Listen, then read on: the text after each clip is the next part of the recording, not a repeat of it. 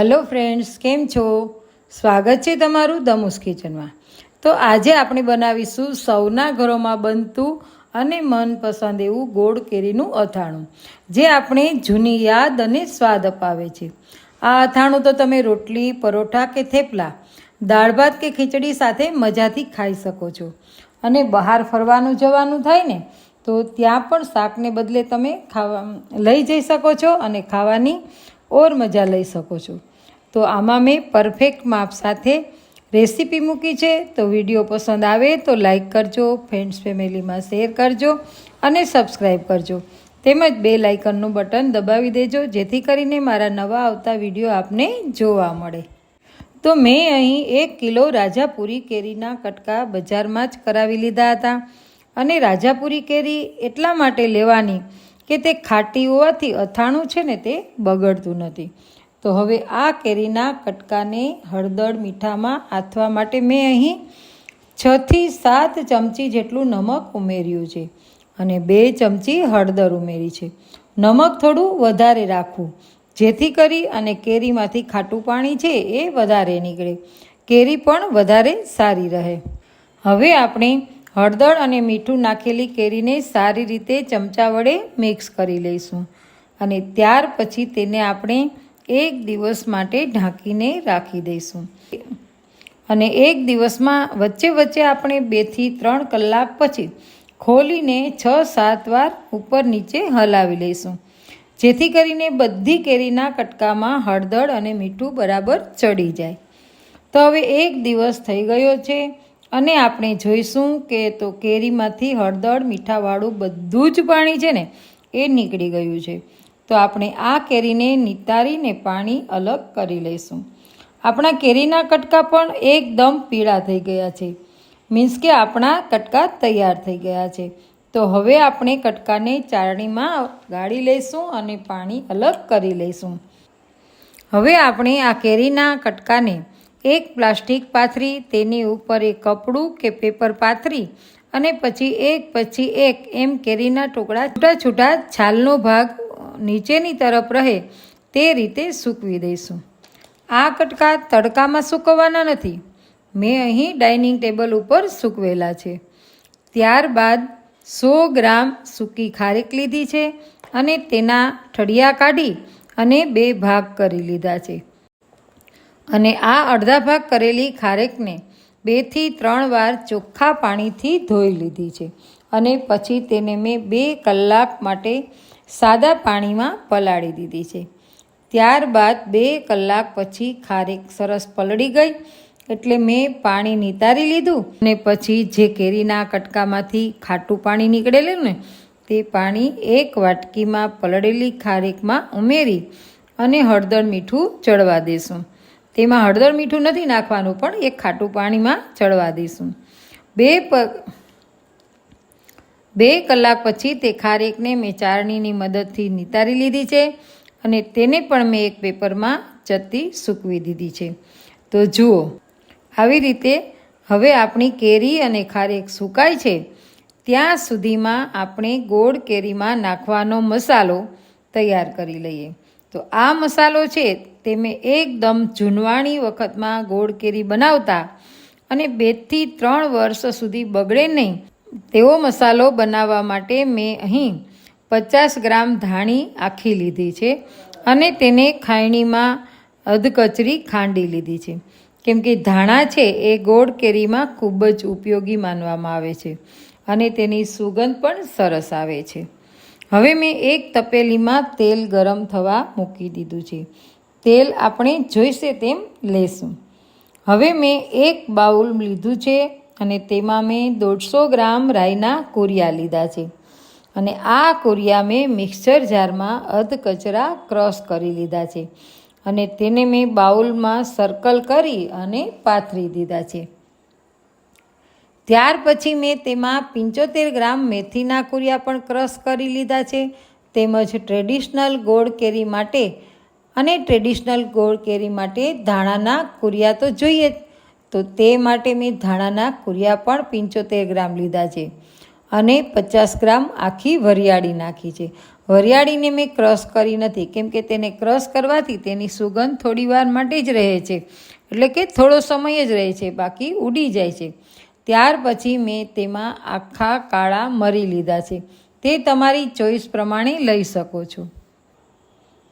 આ બધું જ સર્કલમાં ગોઠવી અને ત્યાર પછી 1 ચમચી નમક આપણે વચ્ચે ઉમેરીશું, તેમજ અડધી ચમચી હળદર છે એ પણ એક સાઈડમાં ઉમેરીશું, અને 1 ચમચી હિંગ એ આપણે વચ્ચે ઉમેરીશું. નમક છે ને તે હંમેશા વચ્ચે જ રાખી અને તેની ઉપર હંમેશા તેલ ગરમ રેડવું, જેથી કરી અને નમકમાં રહેલો પાણીનો ભાગ છે ને તે બળી જાય. જોકે તમે નમક શેકીને પણ લઈ શકો છો. જોકે કેરીમાં નમક ચડી ગયું હોય તેથી નમકની જરૂર પડતી નથી, પરંતુ આપણે તેમાં 1 ચમચી ઉમેર્યું છે.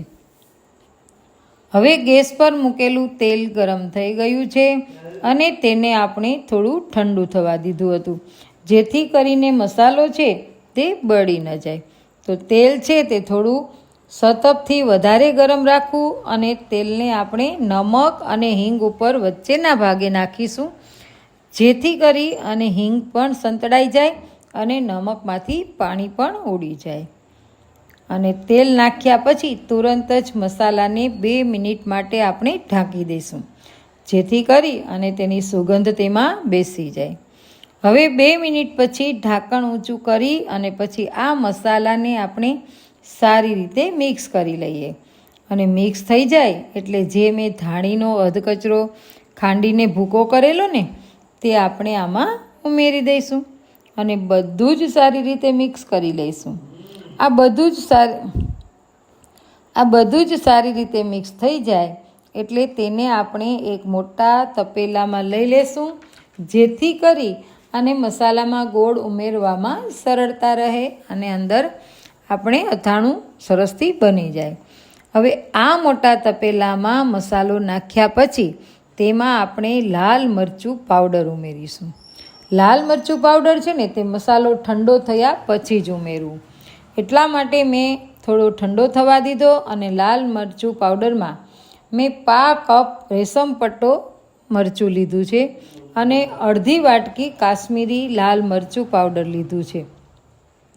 કેમ કે અથાણામાં હંમેશા કાશ્મીરી લાલ મરચું પાવડર જ ઉમેરવું, જેથી કરીને કલર પણ સારો આવે અને તીખાશ પણ ઓછી હોય.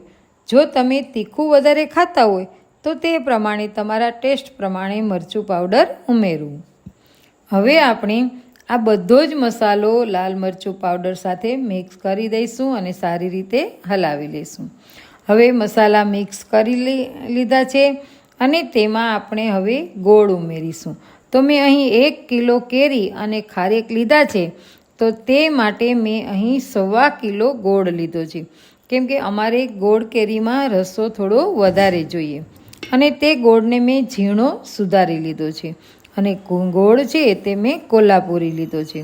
તો હવે આપણે આ મસાલાને ગોળ સાથે સારી રીતે મિક્સ કરી અને પછી થોડીવાર ફેરવતા રહીશું, તો સારી રીતે બધું જ મિક્સ થઈ જાય. ત્યારબાદ તમે જોઈ શકો છો કે કેરીના કટકા છે તે 6 થી 7 કલાકમાં સરસ મજાના સુકાઈ ગયા છે અને તેને દબાવવા છતાં પણ તેમાંથી પાણી નીકળતું નથી. મેં એને તડકે નથી સૂકવ્યા, પણ પંખા નીચે સૂકવ્યા હતા, તેથી તેમાં પાણીનો ભાગ નથી. તો હવે આ કેરીના કટકા છે ને તે બધા જ આપણે આ મસાલામાં ઉમેરી દઈશું અને પછી તેને તેમાં સારી રીતે મિક્સ કરી અને ફેરવતા રહીશું.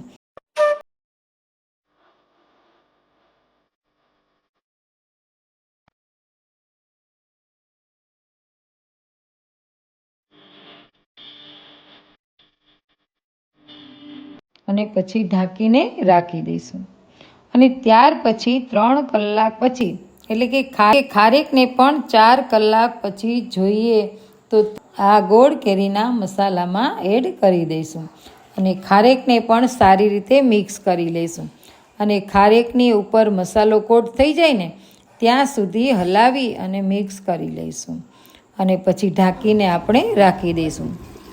ત્યારબાદ તે વચ્ચે વચ્ચે હલાવતા રહીશું. અને બીજું કે આ ગોળ કેરીનો એકદમ સરસ થઈ જવા આવી છે 2-3 દિવસ રાખશો એટલે ગોળ ઓગળી જશે.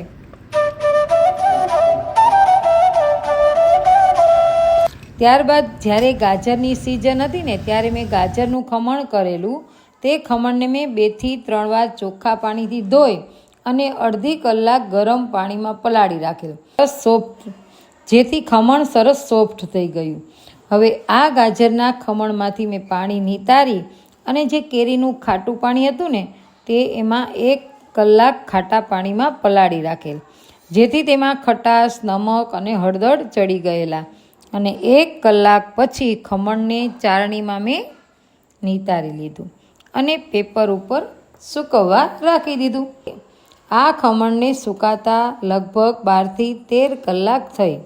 ત્યાં સુધી આપણે વચ્ચે વચ્ચે ગોળ કેરીને પણ હલાવતા ગયા, જેથી કરીને તેમાં ગોળ ઓગળી અને સરસ મિક્સ થઈ જાય. હવે આપણું ખમણ પણ સુકાઈ ગયું છે અને ગોળ કેરી પણ સરસ થઈ ગઈ છે. તો હવે ગોળ કેરીમાં આપણે ખમણ ઉમેરી દઈશું. બધું જ સારી રીતે મિક્સ કરી લઈશું. આ ખમણ છે ને તે તમે જ્યારે કેરી કે ખારેક નાખો ને ત્યારે પણ એ સૂકવીને નાખી દો. પરંતુ મેં અહીં નાખ્યું નહોતું, પરંતુ પછી મને થયું કે લાવ ખમણ પણ એડ કરી દઉં, કેમ કે મારે ખાલી ખમણ અને કેરીની ગોળ કેરી બનાવવી હતી. તો હવે બધું જ સારી રીતે મેં આમાં મિક્સ કરી દીધું છે અને ગોળ પણ ઓગળી રહ્યો છે. તો હવે આપણે 2 દિવસ ઢાંકીને રાખી દઈશું. તો જુઓ, 2 દિવસમાં ગોળ પણ ઓગળી ગયો અને ખમણમાં મસાલો પણ સારો કોટ થઈ ગયો છે, કેમ કે પાછળથી ખમણ નાખ્યું તોય પણ સરસ થઈ ગયું છે. તો ગોળ કેરી તૈયાર થઈ ગઈ છે. તો જુઓ, પરફેક્ટ કલર સાથે લાલ ચટાકેદાર અને લચકદાર આપણા ગોળ કેરીનું અથાણું થઈ ગયું છે તૈયાર. તો હવે આપણે આ ગોળ કેરીને કાચની બરણીમાં ભરી લઈશું. અને હા, આ અથાણાને ભર્યા પછી ઉપર તેલ હશે ને તો અથાણામાં ફૂગ ચડશે નહીં અને અથાણું કાઢીએ ત્યારે બરણીની અંદર કે કિનારીએ અથાણું ચોટશે પણ નહીં. કિનારીએ અથાણું ચોટેલ હોય તો સાફ કરી લેવું અને પછી ઢાંકણ બંધ કરી દેવું, જેથી અથાણું બગડે પણ નહીં અને ફૂગ પણ ન લાગે. તો આપ કમેન્ટમાં જરૂરથી જણાવજો કે આ ગોળ કેરીના અથાણાની રેસીપી આપને કેવી લાગી. તો જો પસંદ પડી હોય તો વિડીયોને લાઈક કરજો અને ફ્રેન્ડ્સ ફેમિલીમાં શેર કરજો અને સબસ્ક્રાઈબ કરવાનું ના ભૂલતા. આવજો, ફરી મળીશું નવી રેસીપી સાથે. ત્યાં સુધી બાય.